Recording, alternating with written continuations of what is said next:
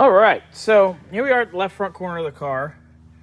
It seems to have been partially taken care of at some point. Has a fairly new Moog upper ball joint. Lower ball joint appears to be fresh as well. Rubber boots on the CV axle here look good. The bushings in the control arm, however, are starting to crack. Shock has been replaced. The rubber's nice and fresh. Same with the sway bar end links and the sway bar bushings to the frame. But upper and lower control arm bushings, sorry Burnsy, I'm in your way. No, you're good. Definitely would think about replacing those. Pads are they're pretty good up here in the front. They're old, but in good shape. Everything looks okay. The rubber hoses have been replaced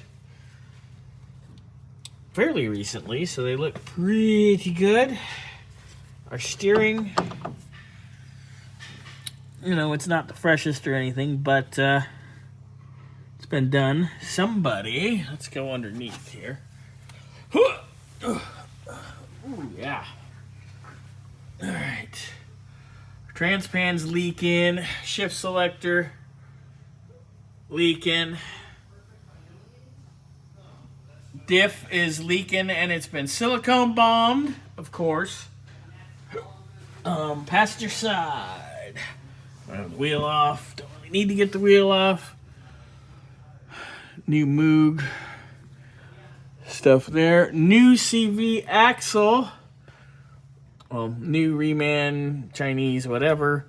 And apparently the old one blew a boot and no one ever cleaned it up. Shock over on this side is original, so somebody only changed one shock. Control arm bushing, you can see it up there. It is cracked. Steering has seen better days. Fun! So much fun!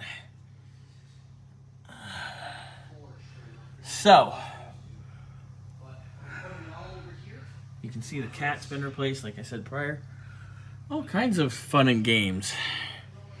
Positive things, negative things, little everything. Engine seems pretty solid, no leaks, or major leaks rather, that we can tell or see right now, but we need to get it up and running better first.